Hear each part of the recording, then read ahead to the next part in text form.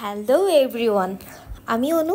আমার নতুন আরেকটা ডেইলি ব্লগে সবাইকে আমন্ত্রণ। আজকে থাকছে সব দেশি দেশি খাবার নিয়ে ছোট্ট একটা ব্লগ।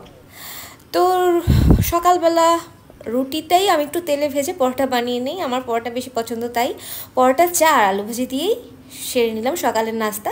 তারপরে ইলিশ মাছ কাটতে বসে গেলাম। বাসায় ইলিশ মাছ চিংড়ি মাছ সবসময় আমিই কাটি, আমার কেন জানি ভালো লাগে। সব সব মাছ আমি কাটতে পারি না, আর বেশিরভাগ মাছ বা বড় মাছ অন্য সব মাছ বাজার থেকেই কেটে আনে, কিন্তু আমার ভালো লাগে ইলিশ মাছ কাটতে, তাই আমি কেটে কাটতে বসে গেলাম। আর মিষ্টি কুমড়া কেটেছি, মিষ্টি কুমড়ার ছোলাগুলো আলাদা করে রেখেছি, ভর্তা বানাবো। তো আজকে আসলে আর সময় হয়নি, তাই আর আজকে ভর্তা বানাতে পারিনি। যাই হোক, পেঁয়াজ দিয়ে দিয়েছি তেলের মধ্যে। পেঁয়াজটা একটু ব্রাউন কালার হওয়ার পরে এখানে বাটা পেঁয়াজ, হলুদ, মরিচ আর লবণ দিয়ে এটা ভালো করে কষিয়ে নেব ইলিশ মাছ রান্নার জন্য।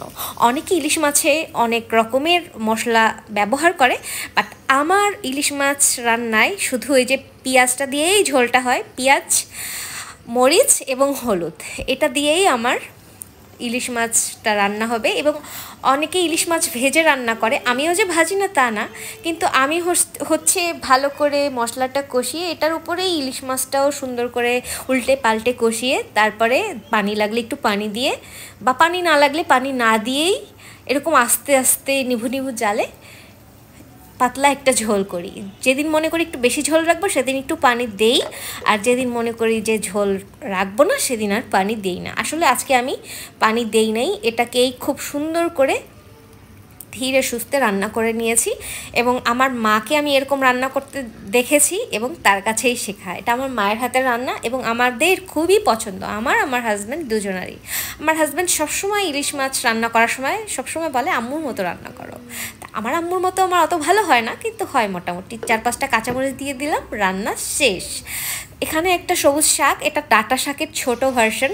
এটা রান্না হবে নারিকেল বাটা এবং চিংড়ি মাছ দিয়ে।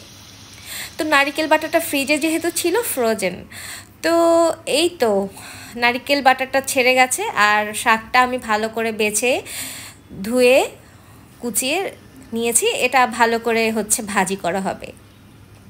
আর এখানে ইলিশ মাছের লেজ ভর্তার জন্য পেঁয়াজ আর মরিচ ভাজা হচ্ছিল। তো ইলিশ মাছের লেজ আমাদের বাসায় ভর্তা বানানোই হয়, কারণ লেজ কেউ খায় না।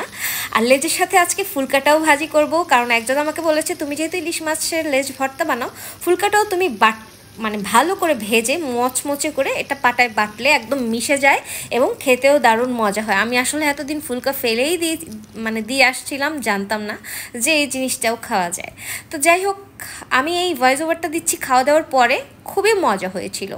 একটু ডিফারেন্ট লাগে নাই কোনো দিক দিয়েই, মনে হয়েছে শুধু ইলিশ মাছের লেজ ভর্তাই খাচ্ছি। আজকে পুরা বাঙালিয়ানা, পুরা দেশি খাবার, খুবই মজা করে খেয়েছি। আমার আর আমার হাজব্যান্ডের খাবারের পছন্দের মধ্যে অনেক মিল।